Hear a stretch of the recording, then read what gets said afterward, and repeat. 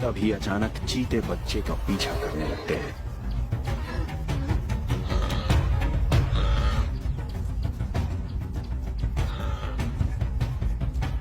लेकिन मां हमला कर देती है और जैसे ही पहला चीता नियो को चेज करता है, ये भी फौरन उसका पीछा करने लगती है।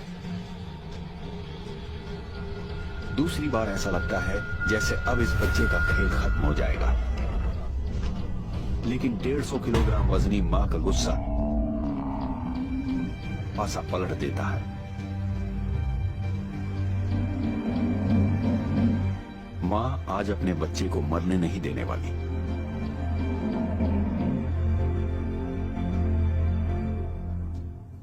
और अब नियो जानता है कि उसे क्या करना है।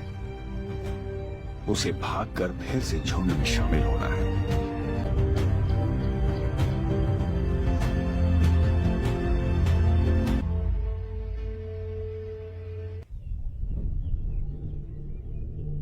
बचपन हमेशा कायम नहीं रहता। बारिश आखिरकार रुक ही जाती है और झुंड एक और साल के लिए अपने दक्षिणी चरागाहों से दूर का सफर शुरू कर देता है।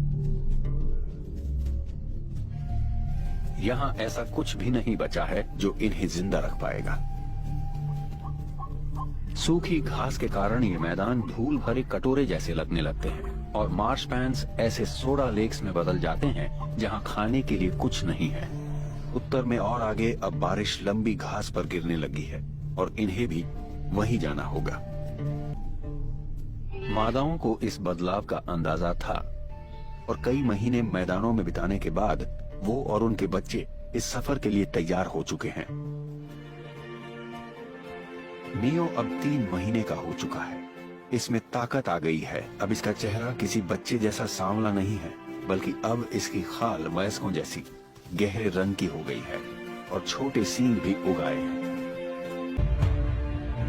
और अब ये सभी चल पड़े। लाखों विल्डबीस्ट फिर से उसी बेचैनी के साथ आगे बढ़ रहे हैं। अब इनके शरीर की अजीबोगरीब आकार की वजह समझ आने लगती है। उनके शरीर का अगला हिस्सा भारी है, जिसकी वजह से ये दिन ब दिन आसान छलांगों के जरिए इतनी लंबी लंबी दूरियां तय करते रहते हैं। सांड जैसी गर्दन और ऊंचे कंधे दिखने में बेशक खूबसूरत न हो, लेकिन विल्डबीस्ट के धीरज के लिए ये बहुत अहमियत रखते हैं।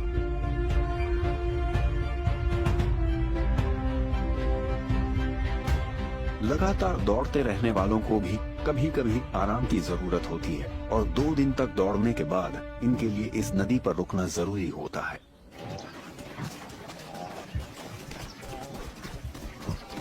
पहली नदी को पार करते वक्त इनमें हमेशा काफी जोशो खरोश देखने को मिलता है। पानी से इन्हें गर्मी, शरीर की धूल मिट्टी और परेशान करने वाली मक्खियों से छुटकारा मिलता है और सबसे बड़ी बात, पीने को पानी भी। लेकिन यहाँ एक कातिल रहता है।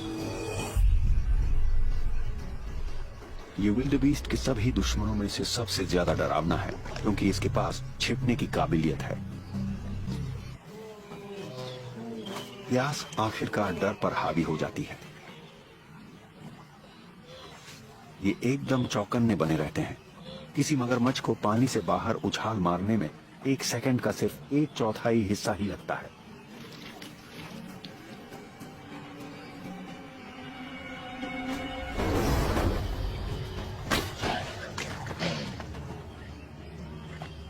ये किस्मत वाले हैं।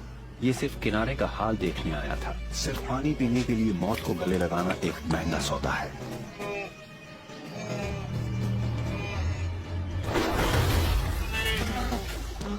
बच गया। लेकिन ये झुंड आखिर बचकर जाएगा तो जाएगा कहां? इनकी भीड़ पूरे किनारे तक इकट्ठी हो गई है। हजारों विल्डबीस्ट पानी पीने का इंतजार कर रहे हैं। पीछे की तरफ इतने सारे विल्डबीस्ट हैं कि सबसे आगे वालों को मजबूरन दुश्मन के इलाके में दाखिल होना ही पड़ता है।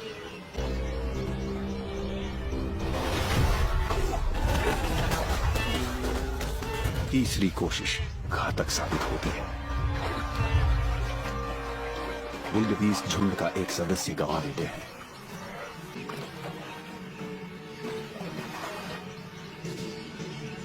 लेकिन इस बेदर्द हमले की वजह से झुंड हरकत में आ जाता है। प्राथमिकता बदल जाती है। दुश्मन का ध्यान भटका हुआ है तो ये नदी को पार करने का बेहतरीन समय है। ये पानी पीने के लिए बाद में फिर कभी लौटेंगे। एक सदस्य की कुर्बानी से नदी पार करने का रास्ता सुरक्षित हो जाता है।